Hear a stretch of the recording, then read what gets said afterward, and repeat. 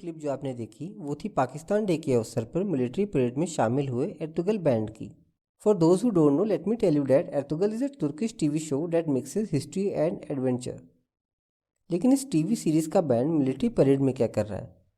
Well, इसका answer है पाकिस्तान का रिसेंट टाइम में तुर्किश हिस्ट्री और कल्चर को लेकर ऑब्सेशन। और ये खाली पाकिस्तान के लोगों तक सीमित नहीं है, बल्कि पाकिस्तान इस्टेब्लिशमेंट भी इसको प्रमोट कर रही है। पाकिस्तान कहीं ना कहीं खुद की पहचान अपने बॉर्डर्स के बाहर अब तुर्की में ढूंढ रही है and are trying to bring the heroes and pride from overseas. लेकिन ऐसा क्यों, जबकि पाकिस्तान का खुद का एक डाइवर्स कल्चरल इन्वायरमेंट है, रिच हिस्ट्री है, जो कि लगभग 5000 साल पीछे तक जाती है। फिर उन्हें बाहर के हीरोज़ की क्या ज़रूरत? ओके, सो आज की इस वीडियो में हम इसी क्वेश्चन का आंसर डिस्कस करेंगे कि क्यों पाकिस्तान आज भी अपनी आइडेंटिटी डिफाइन नहीं कर पा रहा है। और कहीं ना कहीं पाकिस्तान के सारे प्रॉब्लम्स की जड़ भी उसकी आइडेंटिटी क्राइसिस ही है। 1947 में ब्रिटिश इंडिया का पार्टीशन हुआ और एक नया देश इमर्ज हुआ, पाकिस्तान, जिसका प्राइमरी गोल साउथ एशिया में मुस्लिम्स को एक होमलैंड देने का था।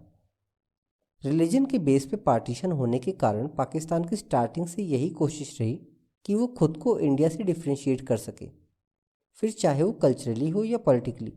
पाकिस्तान का इंडिया के साथ सब्सिक्वेंट कॉन्फ्लिक्ट्स ने भी पाकिस्तान के डिस्टिंक्ट आइडेंटिफिकेशन को और बल दिया। Mohammad Ali Jinnah, the founding father of Pakistan, ने काफ़ी बड़ा रोल प्ले किया पाकिस्तान की आइडेंटिटी शेप करने में। जिन्ना एक ऐसे देश का सपना देख रहे थे जहां मुस्लिम्स एक साथ रह सकें, जिनकी खुद की एक अलग पहचान हो। उनकी स्पीचेस और एक्शंस इस बात पर जोर देते थे कि मुस्लिम यूनिटी और पाकिस्तान की अलग पहचान कितनी इंपॉर्टेंस रखती है। लेकिन फॉर्मेशन के इतने साल बाद आज भी पाकिस्तान खुद को आइडेंटिफाई नहीं कर पाया है। पाकिस्तान को ये समझ ही नहीं आता कि वो अपनी हिस्ट्री शुरू कहाँ से करे, इंडस वैली से या फिर मोहम्मद बिन कासिम से या फिर 1947 से।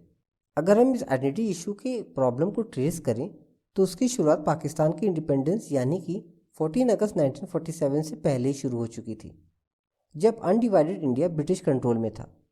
लगभग उसी टाइम तुर्की में खिलाफत क्रम्बल कर रही थी और Indian Muslim leaders internal matters को छोड़ के तुर्की के मैटर में उलझ के खिलाफत मूवमेंट शुरू कर दी। और ये शायद इसलिए हुआ कि इंडिया के मुस्लिम लीडर्स अपनी पहचान तर्क्स, अरब, मंगोल्स में ढूंढ रहे थे। और आज भी पाकिस्तान अपनी पहचान अपने बॉर्डर लाइन के बाहर ढूंढ रहा है। पाकिस्तान अपने नाम को लेके ही काफ़ी कंफ्यूज रहा है। पाकिस्तान का पहला कॉन्स्टिट्यूशन 1956 में ड्राफ्ट हुआ, जिसमें उसका ऑफिशियल नाम था इस्लामिक रिपब्लिक ऑफ पाकिस्तान। फिर 1962 में कॉन्स्टिट्यूशन अमेंड किया गया, जिसमें नया नाम रखा गया, रिपब्लिक ऑफ पाकिस्तान। 1973 में एक बार फिर से पाकिस्तान का कॉन्स्टिट्यूशन अमेंड हुआ और फिर से एक बार पाकिस्तान के साथ इस्लामिक वर्ड जुड़ गया, जो कि बना इस्लामिक रिपब्लिक ऑफ पाकिस्तान। ऐसा नहीं है कि पाकिस्तान के पास अपनी कोई पहचान नहीं है।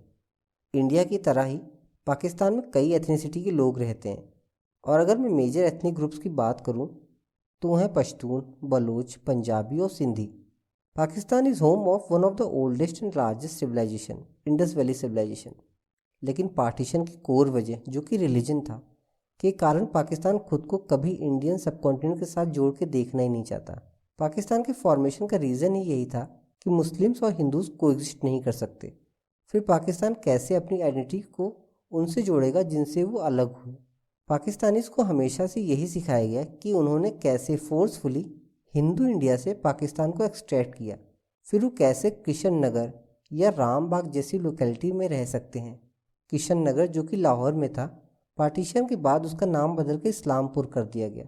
ऐसे ही कराची में स्थित रामबाग का नाम बदल कर आराम बाग कर दिया गया, जहाँ पहले कभी रामलीला हुआ करती थी।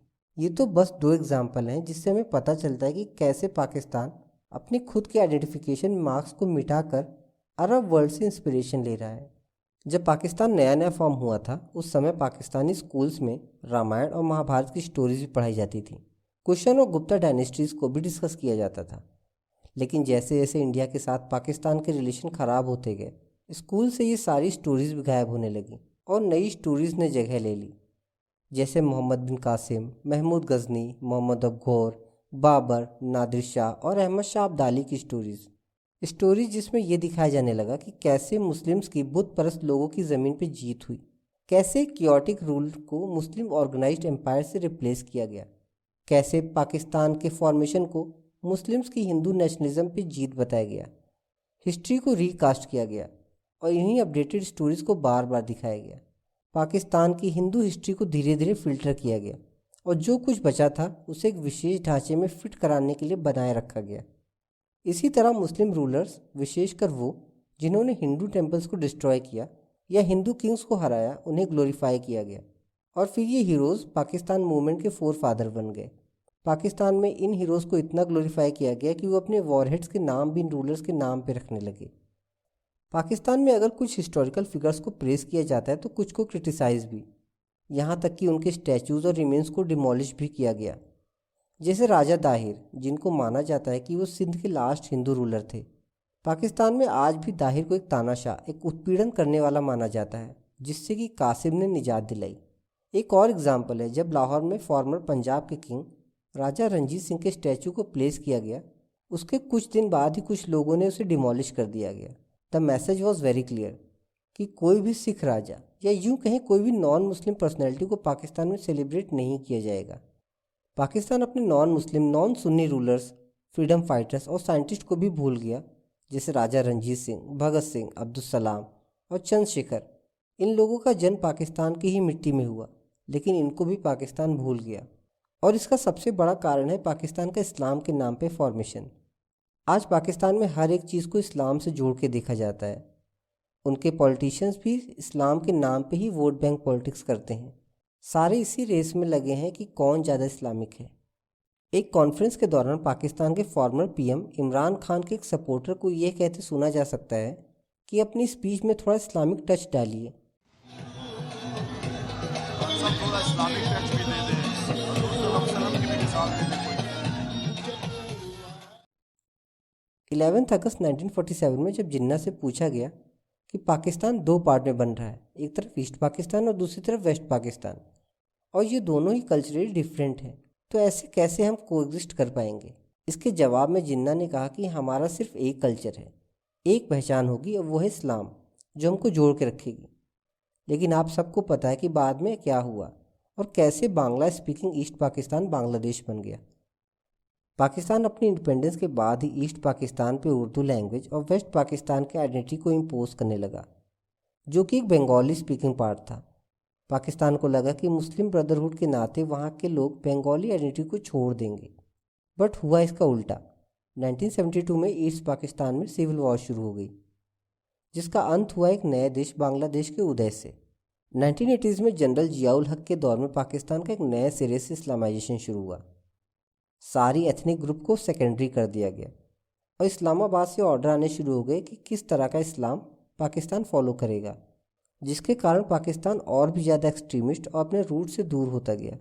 इन सब के बाद पाकिस्तान में आइडेंटिटी की डेफिनेशन बदल गई और पाकिस्तानियों के लिए सऊदी ही आइडेंटिटी बन गई। बाकी इस्लामिक मेजॉरिटी कंट्रीज़ को देखें तो उन्होंने अपनी एथनिसिटी को बचा के रखा, बट पाकिस्तान ने अपने मिटा कर दूसरों के एथनिसिटी में खुद को सर्च करने लगा।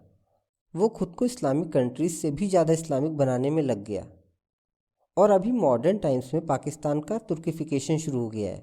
तुर्की में अर्दोगन के पावर में आने के बाद वहाँ राइट विंग आइडियोलॉजी बढ़ने लगी। पाकिस्तान खुद को तर्क से जोड़ने लगा। पाकिस्तानी तुर्किश अर्तुगल को अपनी हिस्ट्री समझने लगे और उससे इंस्पायर होने लगे, जबकि वो TV drama completely work of fiction है। यहाँ तक पाकिस्तान डे मिलिट्री परेड में अर्तुगल थीम आर्मी परेड भी निकाली जाने लगी।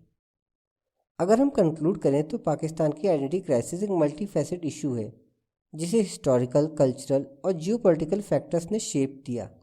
पाकिस्तान के अंदर एक स्ट्रॉन्ग डिज़ायर है कि वो खुद की इंडिया से अलग एक पहचान बनाए, एंड इट्स ओके, लेकिन साथ ही साथ उसे अपनी डाइवर्स कल्चर और हेरिटेज को एम्ब्रेस करना चाहिए और अपनी कल्चरली डिस्टिंक्ट पॉपुलेशन की यूनिटी को नरिश करना चाहिए, by which they can forge a stronger and a more inclusive identity of Pakistan. Thank you for joining us. Remember to like, subscribe and share your thoughts in the comments below.